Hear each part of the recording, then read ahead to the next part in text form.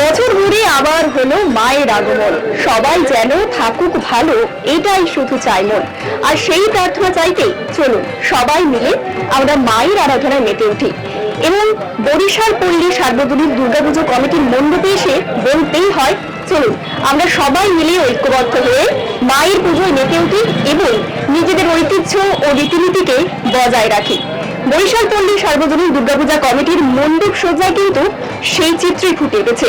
তাদের থিম সনাতনী বারোয়ারি, সেই চিত্র কিন্তু আমরা দেখতে পাচ্ছি মণ্ডপে এসে। চলুন দেখে নেব অন্দরের সাজসজ্জা।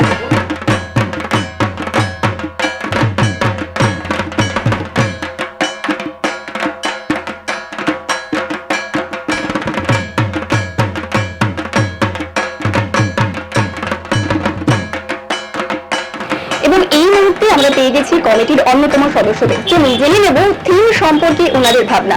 নমস্কার, এবছর কততম বছরে পদার্পণ করলো আপনাদের পুজো?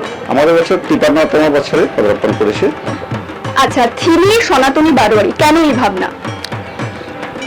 ভাবনা বলতে আমাদের এই বাঙালি আনা পূজা, আমাদের তখন থেকে এটা শুরু। পুজোর এই কটা দিন কেমন ভাবে কাটে এখানকার মানুষজনদের? খুব সুন্দরভাবে আনন্দ করে, আবার বাচ্চা থেকে বড় এবং বয়স্করা পর্যন্ত আমাদের এখানে সবাই অনুষ্ঠানে যোগদান করেন। ছোট থেকে কালচারাল প্রোগ্রাম আমাদের করা হয় সবদিন থেকে। এবং পুজো কমিটির হাতে স্মারক সম্মান তুলে দিচ্ছে আমাদের বিদ্যাসাগর বিশ্ববিদ্যালয়ের অধ্যাপক ইয়াসিন খান বাবু মহাশয়।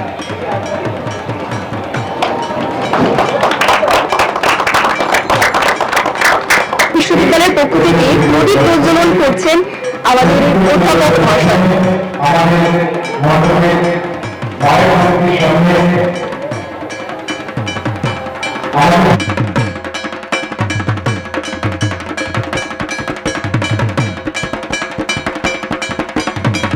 সেই সঙ্গে এই প্রদীপ প্রজ্বলনে সহযোগিতা করছেন আমাদের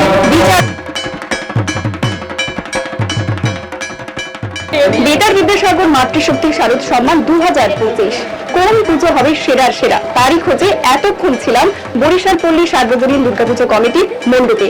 এরপর কোন মণ্ডপ অপেক্ষা করছে বন্ধুর জন্য তা জানতে হলে অবশ্যই থাকতে হবে 90.8 FM বেতার বিদ্যাসাগরে।